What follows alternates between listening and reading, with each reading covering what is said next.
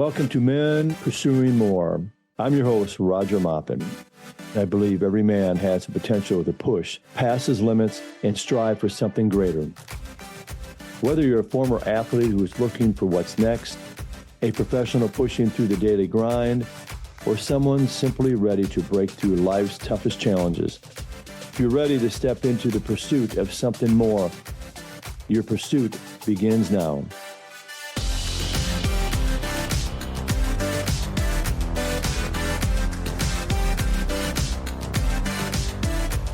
All right, welcome back to the Men Pursue More podcast. I am your host, Roger Maupin, and I want to welcome Nick Engbloom to the podcast. And before we dive into your story, Nick, got a couple questions for you. And I know we have a Viking Cowboy game coming up, and we'll get into that maybe in a few minutes. I'm a Cowboy fan, even though I live here in Minnesota. First question, favorite all-time sports memory?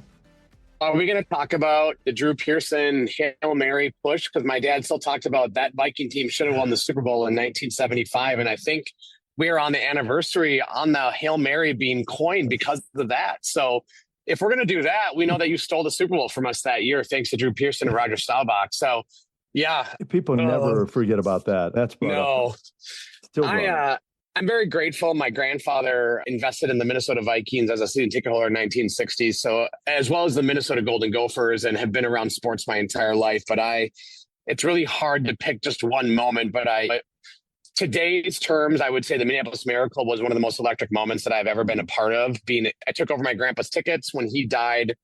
My mother and her siblings took on those tickets. And then my brother and I then took those tickets on. And so we carry on my grandfather's legacy as a Minnesota Vikings season ticket holder, which I'm very proud of. And to be able to go to some of those games, I'm very grateful to watch Brett Favre come back. That I hated Brett Favre, but to be able to come back and celebrate that season.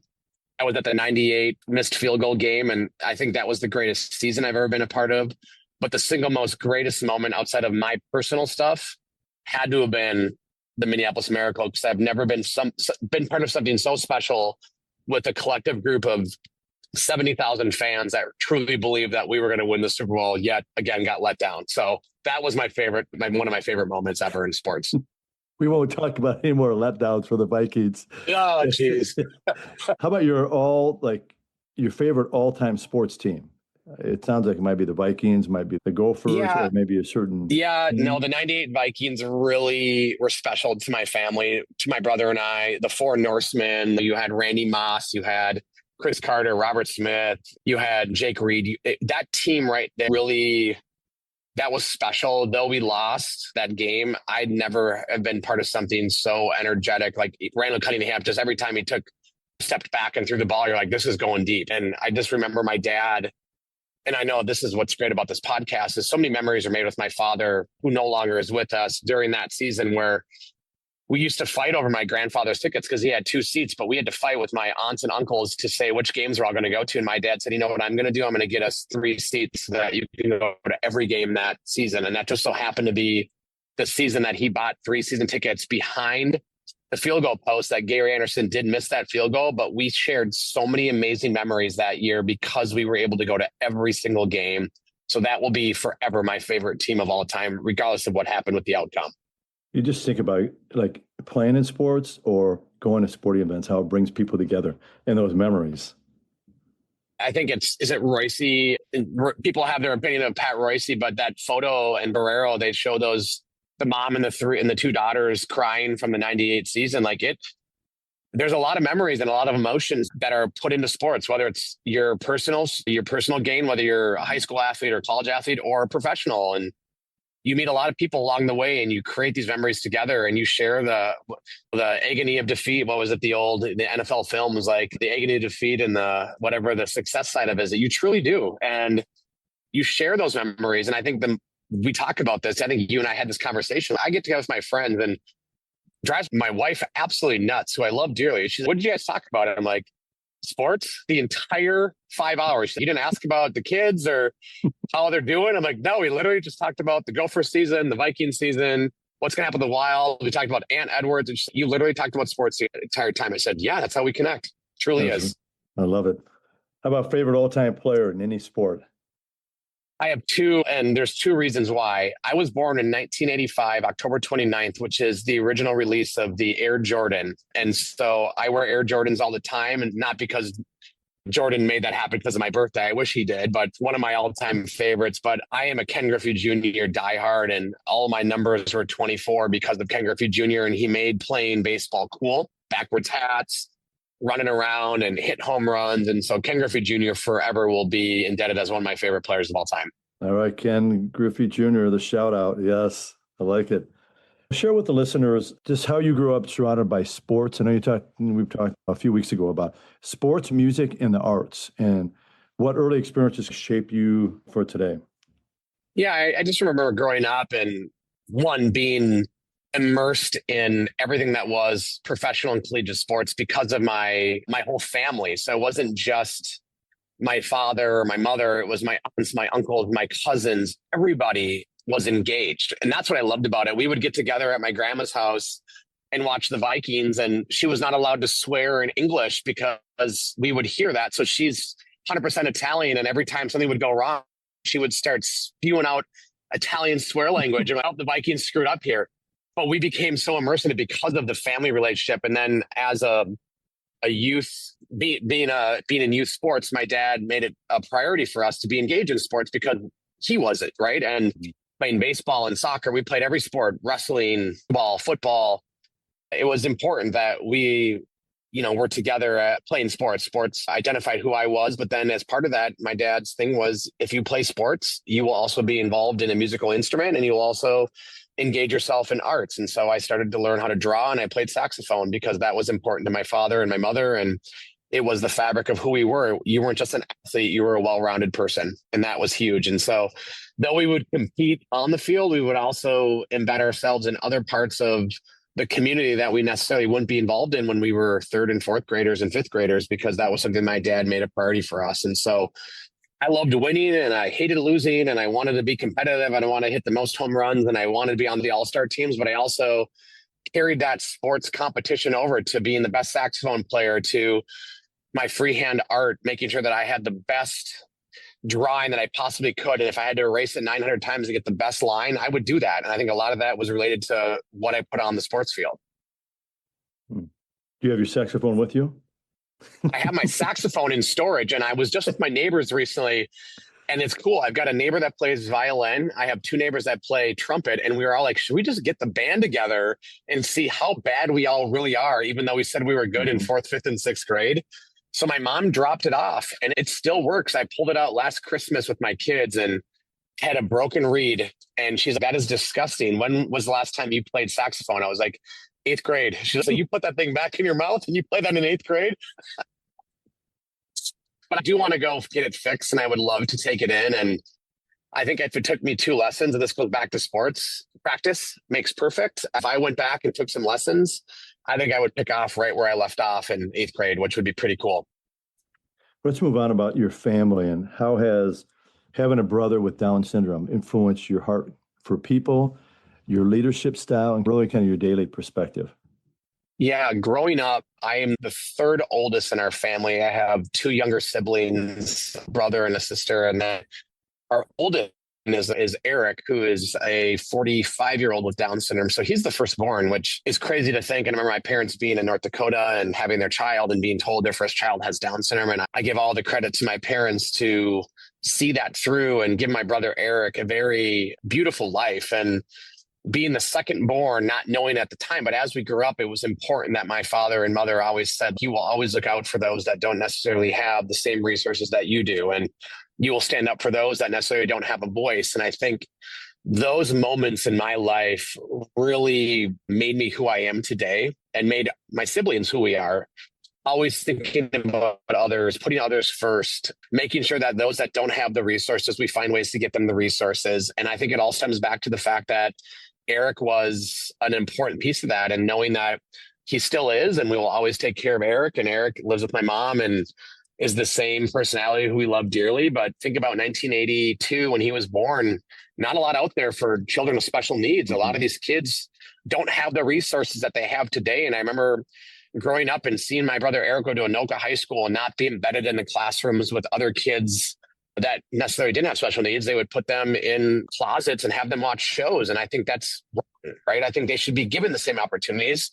And now we're seeing that. And I think my mom and dad were so powerful and so strong in saying, be a voice, lend a hand. And I think that resonates to my entire family. And not only just me, but my cousins and stuff. They always were thinking about others, right? Because of Eric being in our family. And I'll always be grateful to my parents for giving us that mindset, right? And knowing that has shaped me for who I am and what I do today. Truly, that's what it is. What example of parents just kind of leading the way, just with your brother, but also just kind of leading the family. Looking back, I know you went to Totino-Grace, those kind of Totino-Grace years, a school in Minnesota. So some of the listeners are not, they're from all around the country. What did winning the 2003, 2004, I believe, state championship teach you about the pressure, teamwork, and excellence? Greatest years of my life.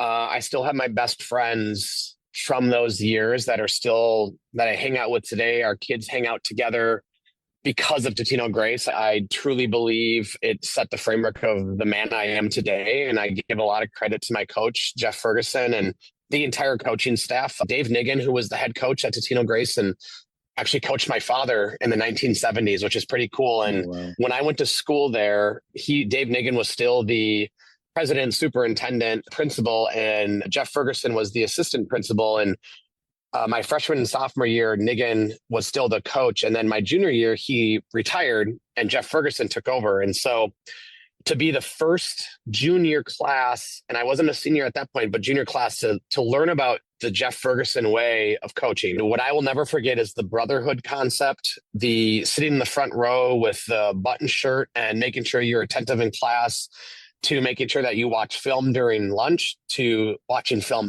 after school, working out every day, being attentive at practice, and making sure that football wasn't just the life, it was being the person, right? A good steward of Totino-Grace High School. We did very well my junior year, and then my senior year, it clicked. We had done all the stuff junior year to lay the groundwork, and we may not have been the most talented individuals, but we were the hardest working people on the field, and we would never get outworked because we had a brotherhood. We knew that we could trust each other, and every player had a role in the team from all 11 men moving forward. And I remember this always saying, and we all know this, is that there's can't be a chink in the armor. 11 men move forward. If we can move forward together, we're going to get numerous first downs and score touchdowns, right? The moment one of those chinks is off, right, or those links come out, we're going to lose a yard, or we're not going to get what we need. If we are all in unison, we will be successful. And so that season really showed that buy-in of what Ferguson and the Totino-Grace football brotherhood mantra was all about, where we played Wayzata in the first game and we had a terrible call called back. We had a touchdown called back for a offensive holding, which was crazy. We lost the game, I think 10-9, and then we ran the table the rest of the way and beat Hutchinson in the state championship 57-13. And they had Nate Swift, Leiden Murtha, Mortensen, the quarterback from the Gophers. None of that mattered to us. We knew what we could do based on who was lined up next to us. And if we worked together, no one could stop us. And that was the mantra that really set kind of the groundwork of who I am today outside of my parents.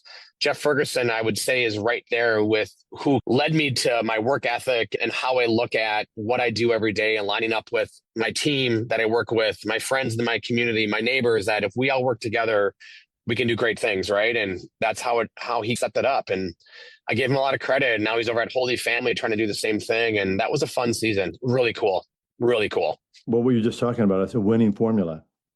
It is. It truly is. I think coaches can take after other coaches. Hey, when a coach has a winning formula, you got to copy that. You don't try to go off and do something different. This wins you games, okay? The players become winners during football and outside of football. And it just, and you think of the impact that had on you, like going forward too, and on your teammates. And you played.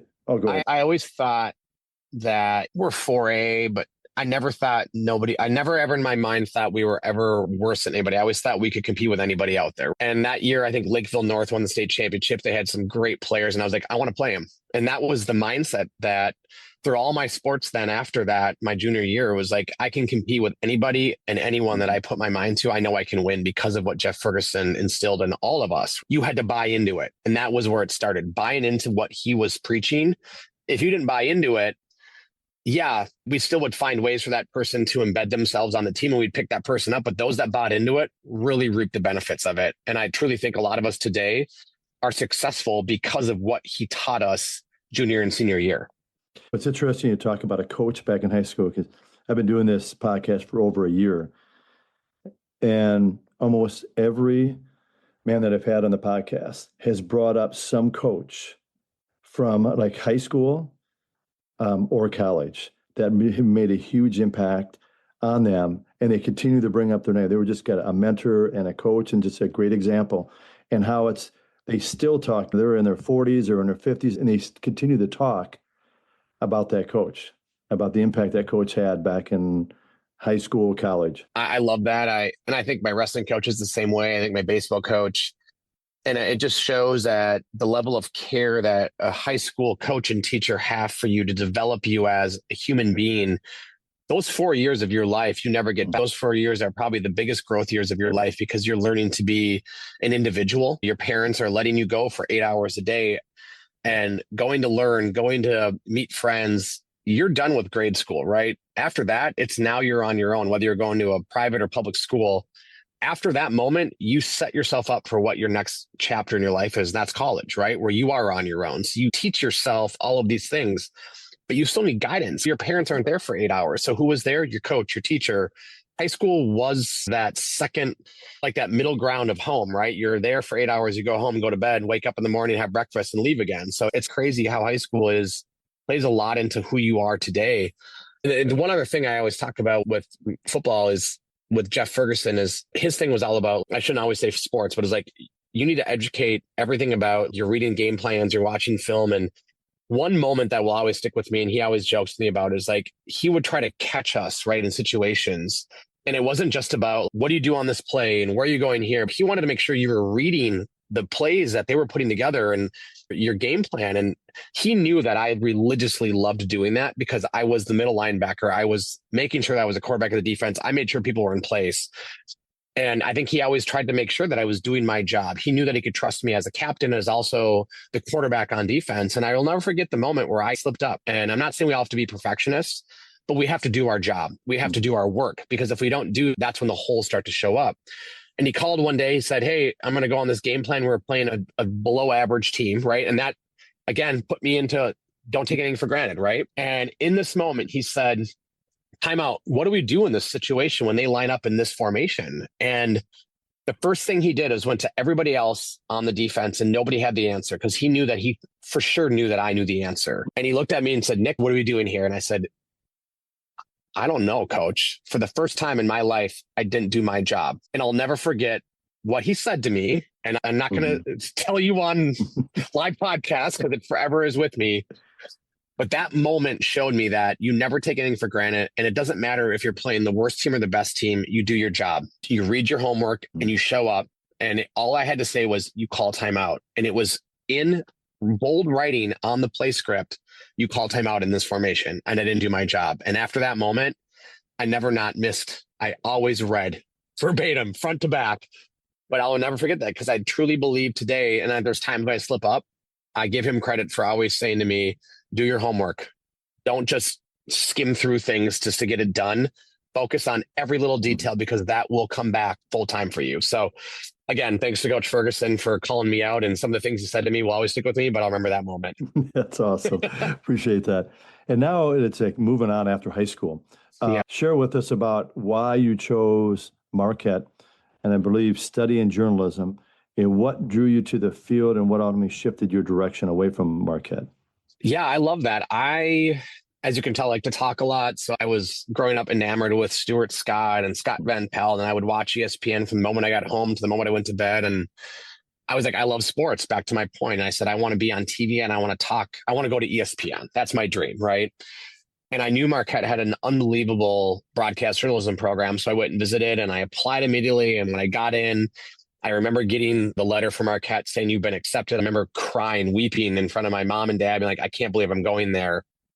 And this was in the fall during football season. And during that moment, you knew you were a good athlete from your other sports, but you didn't really realize what could happen if you applied yourself and you started to see success. And things were really spiraling in a good way. I was getting letters in the mail about coming to play Division 3, Division 2 sports. And then I hadn't even done wrestling yet. And I haven't been in baseball. And I'm getting more and more letters. And I have coaches showing up in my wrestling matches. And I'm going, what's going on? Like I had an unbelievable football season and I was very proud of that, but I didn't think that I would continue on after high school. So as I'm thinking about my dream of being a broadcaster, I'm thinking about this football.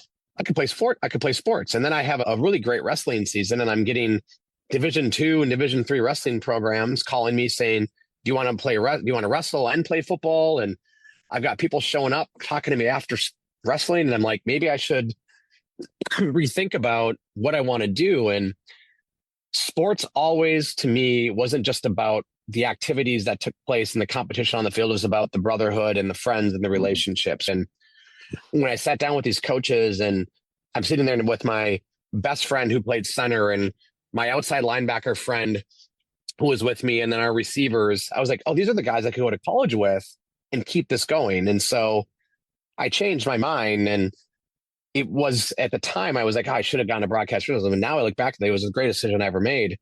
I went to St. Thomas to play football. I didn't finish football, but I realized the decision I made wasn't just about being on TV. It was about following that same mindset of Totino-Grace, where I'm going to be with people that I'm going to meet that will forever change my life. And I'm really glad when I look back at it. St. Thomas really, you take out these loans and you go there and you're like, what did I do? But when I look back, I still think what I did by going to play Division 3 football opened up a whole new world of where I am today, the friends that I made, another chapter in my life. And could I have done that at Marquette? Absolutely. I feel like I'm a very outgoing individual, but I also know that I got to stay home and be near family, friends, my brother, meet some new people, but also have my high school friends with me. And that was pretty cool to embed my high school friends with my college friends, and we all hang out today. So yeah, it was awesome. It was awesome to be able to get accepted into a school that I didn't think I could get accepted into, but then also redefine what I wanted to do in college. And that was pretty cool. And then since you graduated from St. Thomas, I believe you spent quite a few years now serving at the University of Minnesota and with the Children's Hospital. So what called you to that work of working at the University of Minnesota, but with the Children's Hospital?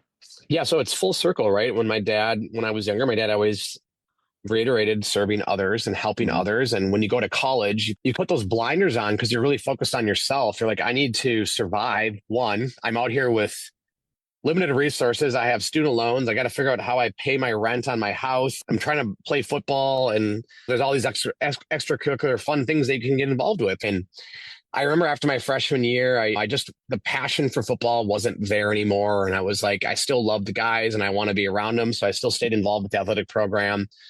Restarted a media program at St. Thomas doing sports broadcasting. So that kind of comes full circle with Marquette, which was pretty cool. Tommy Nation, where I was bringing the local sports scene to all the Tommy athletes and students. And so I helped bring that back. And then on campus, there was an opportunity to involve myself in charity work. And I said, that's where I come from. That's who I am. That's a fabric of, if you were to peel back Nick Engbloom, you would say that man right there loves charity. He loves to give back. He loves to help others. And St. Jude Children's Research Hospital had this cool event on campus called Up Till Dawn. And I remember joining the club and we raised a ton of money for St. Jude. And I was like, I'd love to be the president of this organization. So my junior year, we raised like 50,000 and I took over the presidency and we raised 110,000. And I remember St. Jude saying, would you ever want to go into nonprofits? And selfishly, as a senior in high school, after graduating with an executive management and business communications degree, you're like, I'm going to go work for Target or Best Buy, right? I went to college to get that degree. And 2008, the market absolutely crashed. And I remember St. Jude just saying, hey, you're really good at this. And I think you would be so amazing for the St. Jude community. So I took this job raising money for a hospital in Memphis, Tennessee. And I loved it so much. I loved engaging with corporations and athletes and country musicians. And I remember my mom, who worked at Fairview and still does for 40 plus years, saying, "You are so passionate about a hospital, not even based in your backyard. Would you ever consider working for a local children's hospital?" I was like, "Sure, but there's no job openings." Actually, Masonic Children's Hospital is building a brand new tower, and I think there's going to be some opportunities. And sure enough, on LinkedIn, the power of social media, right? There was this external relations job for the new children's hospital, and I applied for it. And I remember showing up. And actually, what's crazy about that, and when I tell the story, it's very meaningful. My father passed away a week before I interviewed for that job. And then the next day after his funeral, I went to that interview. And I remember my boss at the time was like, we can redo all of this next week. I said, I think this is what my dad would want me to do. And I'm being called to this position because I think all my energy was going to a hospital based in Memphis. And I think my time now is to give my energy to a local hospital where my mom has been part of, my sister is an intern at, and I'm coming to this interview, and I got the job the next day. And I've been there for 15 years, raising money for children that are every day waking up, hoping that they will survive and thrive. And I love what I do. And I've got so many stories. If you got another hour and a half, I could tell you about all the amazing things about that children's hospital. It's not about what I do. It's about what we've done as a care system with doctors, with researchers, with the donors, with athletes, the corporate community, to build this beautiful hospital that has become this community hospital where kids can go in hopes, rather than saying, I hope my child survives. I hear where parents say, if it wasn't for this hospital, we wouldn't be here today. And so it's pretty cool. So how was that because your dad had to be pretty young when your dad passed away? 56 years old. It was pretty crazy. Yeah, that had to be a really challenging time. Yeah, he was 56, working at WCCO radio, selling advertising, and he was awesome. And I always looked up to my dad. He was this big, powerful figure that really put his best foot forward. And I remember my mom calling me. I was at St. Jude, and your dad had a heart attack at the office.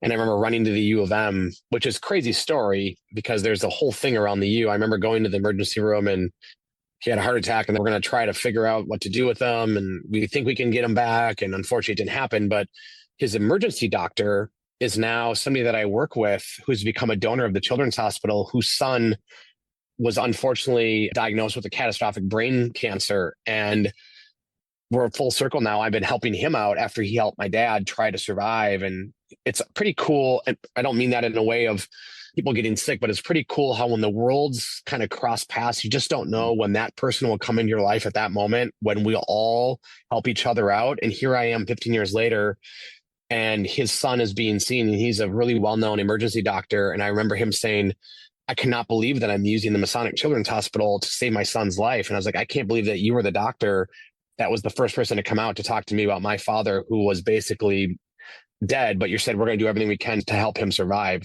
Crazy how that all works. So yeah, full circle of that. Yeah. And that was part of the question. Like you said, you could probably go on for the next hour. That could be a whole nother podcast. Like meaningful stories or moments from your time with like patients, donors, or with the teams at the University of Minnesota. I know you're tied in with the University of Minnesota. Yeah, Roger, I love this question. And I think there's so many moments that if I could just bottle them up in different segments and then share one with so many, I want to be able to share those with different people, right? I have the utmost respect and admiration for PJ Fleck and what he does for our families. And I think people have this idea that it's a shtick. That man is true to his word. I have another moment, but I want everyone to understand, as a U of M employee, we should be grateful. Yes, wins and losses are important, but we should be grateful that man is our head football coach at the University of Minnesota. I have never seen him turn down a hospital visit. Every time he says, row the boat, when it's out in the community and people are selling products that have that, we receive 100% of all those proceeds. PJ Fleck doesn't take a dime from Row the Boat. And we've now raised over $1 million+ for Masonic Children's Hospital because of that brand. And I want to give him all the credit. When he took that job, I will never forget how I operate is I was like, I'm going to get PJ's email. I'm going to email him. I'm going to say, hey, you got to come on a tour. And when I emailed him, he had already sent an email to us saying, I knew about you before you even knew about me taking this job, and we are going to be your biggest supporters at Masonic Children's Hospital. And to this day, PJ Fleck still visits our kids He does an event for us. He shows up at all of our events. Anytime a patient needs something, he's always the first to step up and say yes. And so I give him all the credit in the world. And I hope people understand you don't realize how good you have it outside of wins and losses until it's gone. And I hope that we, at some point, I always joke with him, like, I'm going to build your bronze statue outside of our children's hospital for you and Heather, because you are such advocates for kids that don't have a voice. I love PJ Fleck and I love Heather Fleck and I love that Gopher program and what they stand for. And I think more than anything, you've interviewed some athletes. He builds men. He builds not athletes. He builds people that go into our community and gives back, works in the workforce, and cares about Minnesota. And I think that's something that should never, ever be overlooked for what he's done. So that is one thing that I love most. And the second thing is I love that how our community rallies around some of the most amazing stories. There was a patient named Anton who flew from Russia here to be seen for a very rare skin disease. At the time, I was doing some very significant work with Kyle Rudolph and building this awesome space at Masonic Children's Hospital. And I remember this family becoming very close to Kyle, and Kyle kind of playing a game with this kid because he didn't have a team. So he's going to be a Vikings fan, right? So every time the Packers and Vikings played, he always would say, "Boo Packers, go Vikings." When he was Kyle was playing in Arizona on a Thursday night game. Teddy Bridgewater was our quarterback. And I'll never forget it. It was a Thursday night football game. And Anton's family called me and said, Anton's not going to make it. The last wish he had was to see Kyle. I was like, I don't think Kyle's going to make it tonight. He's still in Arizona. By the time he lands, it's going to be past Anton's potentially death time. And I texted Kyle, who's on the plane. I will have a car waiting for me. He got in a car. He drove right to the hospital and he sat at Anton's bedside until Anton passed away. And Kyle brought his Pro Bowl jersey that year and signed it and put it on Anton. And they buried Anton with Kyle Rudolph's jersey. And I'll never forget that. Like an athlete that just lost a football game, could care less about anything else, got in a car and drove right to the hospital to be with a patient whose hero was Kyle Rudolph. And Kyle sat there for hours with him until he passed with the jersey draped over him. It shows the power of our community. Well, it's those stories that need to be heard more often. And like you said before, you have numerous stories like that, but just the impact of just those two individuals and what they're really doing to really impact kids, families, communities. Well, let's dive into nonprofits and communication. What's one misconception? Because some people have misconceptions that people have about like nonprofit leadership or like in the nonprofit industry. Yeah, I think it's a thankless job. And I think a lot of people that get into nonprofits are not in it for salary or for recognition. I think they get into it because they care about their communities. They care about the greater good. And I think a lot of times we hear people say they're just here, they just do this to ask for money. No, people in nonprofits want to create really meaningful relationships because we care about that person. And I've been in nonprofits my entire life, and I think I have more friends than I ever would have imagined because of the work I do. And there's this thing that I'm not saying I coined it. There's so many of us that have coined this. We call it friend raising rather than fundraising, because when you start to ask people about their wealth and their well-being, you learn about them personally, right? You learn about how they got to where they were. And I think a lot of times you don't get that when you're corporate to corporate. Yeah, you get those moments where you get to learn about it. But when you're talking to somebody about their financial well-being and you ask them if they'd like to get involved, you start to peel back layers, but you got to start how they got there, right? They talk about how they worked through high school and college and got this job and then met these people and had the startup, and the startup turned into equity, and equity turned into them receiving this cash. And you just unveiled some things about that person that not everyone knows about. And I think that's pretty cool that you create these friendships that evolve into obviously gifts that support the community. But more importantly, these people that give in nonprofits, they are also looking for outlets. They want to talk to people about how they got there. And many nonprofits are that outlet. So it's pretty cool. I appreciate you sharing that. And I know you've been involved in so much. I mean, you have many friend groups because you own business across music, sports betting, golf apparel, I believe, restaurants, and live auctions. So what sparked that kind of drive in kind of like that entrepreneurship? It's interesting. I just meet so many people that are so gracious to me after years of helping them. They always say, if I have an opportunity, would you ever want to do this? And I'm always like, the fact that you would look to me as a partner or an investor, that means a lot, right? It means they trust me with who I am as a person. They trust me with my relationships. And so a lot of these happened organically over years of relationships with friends and partners. But it also is curiosity, right? There's a lot out there. And I think sometimes we silo ourselves into this is my job and this is what I have to do. But that A to B, what about A to Z? And I've always said, once we expand our horizons, more doors start to open that you never thought existed. And I think as I've been doing this, I don't look for these things, right? The moment you start looking for things, that's when doors start to close. When you leave those doors open and you look at A to Z, things just happen for the right reasons at the right time for the right people. And I'm blessed to be able to have these opportunities because I left those doors open and never said no to something. Now, there are moments and times where it's not going to work right now, but I don't want to stop this relationship because I think there's an opportunity where I can help you and you could help me. And I think what I've seen over 15 years is those have come to fruition, right? In the moment when I met somebody in the second year at the U or the second year of living in the community, that person may not have been in the moment to give or support, but here they come back around 7 years later and they become a giver. And then they say, hey, and by the way, would you want to be a partner in this? And I'm blown away, but I left that door open and it's been really fun. It's just a really fast moving car with every now and then I get a speed bump where someone's, hey, do you want to do this? And I'm like, let's jump on, right? And now you got these wagons connected to your car. And it's pretty cool to see the different things that I get to be part of. And again, I'm blessed and I don't want it to stop. And I think sometimes my family is just like, all right, slow down a little bit, but it's addicting and I love it so much. I think it kind of goes back to you talking about that friend giving or friendship. It's kind of like those connections you make and you work on them. I mean, it's like you do it intentionally. It's not, oh, this is what I need to do, the network or connect. No, this is just what you do. It just comes natural. And then those people come to you instead of you trying to like chase after them. Roger, I think one thing, and it's a backwards approach, but I truly think if we all had this mindset of, I go to a meeting and I always lead with like, how can I help you? And I'm a fundraiser. So I think a lot of times people are like, wait, you're asking how you can help me and aren't just to ask me for money. What we do instead is we flip the script and they're like, I'm looking for a connection in the corporate sector. I would love to have an athlete influencer. And you start to think about how we can work together in this three-prong approach or a triangle, right? If I can connect these two individuals to do good with each other, whether they make business deals or they connect each other to other partners, it comes full circle. Rather than me saying to that person, would you want to give? I'm now a transaction, right? If I remove the transaction side of it and I actually come in, which I do, with the intent of saying, I want to help you first. If I can help you, it shows my worth to you as a human being.